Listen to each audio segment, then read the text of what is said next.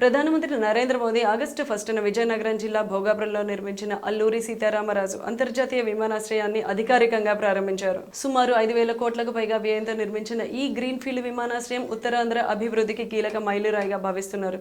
విజయనగరం జిల్లాలోని భోగాపురంలో దీని నిర్మాణం జరిగింది. విశాఖపట్నానికి సుమారు 45 కిలోమీటర్లు, విజయనగరానికి సుమారు 25 కిలోమీటర్ల దూరంలో ఉంది. తొలి దశలో సంవత్సరానికి 60 లక్షల మంది ప్రయాణికులను నిర్వహించే సామర్థ్యము, భవిష్యత్తులో 4 కోట్ల మంది ప్రయాణికులకు విస్తరించేలాగా ప్రణాళికను రూపొందించారు. 3,800 మీటర్ల రన్వే ఉండడంతో భారీ వైడ్ బాడీ అంతర్జాతీయ విమానాలు కూడా ల్యాండ్ అయ్యే అవకాశం ఉంది.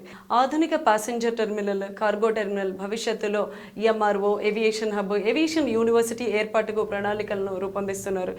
భారత ప్రధానమంత్రి నరేంద్ర మోదీ, ఆంధ్రప్రదేశ్ ముఖ్యమంత్రి నారా చంద్రబాబు నాయుడు, ఉప ముఖ్యమంత్రి పవన్ కళ్యాణ్, కేంద్ర పౌర విమానయాన శాఖ మంత్రి కింజరాపు రామ్మోహన్ నాయుడు, రాష్ట్ర మంత్రులు, ఎమ్మెల్యేలు, ఎంపీలు, ప్రజాప్రతినిధులు, ఎంజీఆర్ గ్రూప్ ప్రతినిధులు, ఉన్నతాధికారులు, సివిల్ ఏవియేషన్ అధికారులు పాల్గొన్నారు. ప్రారంభోత్సవానికి భారీ స్థాయిలో భద్రతా ఏర్పాట్లు చేశారు. సుమారు 5,000 మంది పోలీసులతో భద్రత కల్పించారు. ప్రజల రాకపోకల కోసం దాదాపు 2,000 ప్రత్యేక బస్సులు నడిపారు. ఉత్తరాంధ్ర గిరిజన సంస్కృతి, కళారూపాలతో ప్రత్యేక స్వాగత ఏర్పాట్లు చేశారు.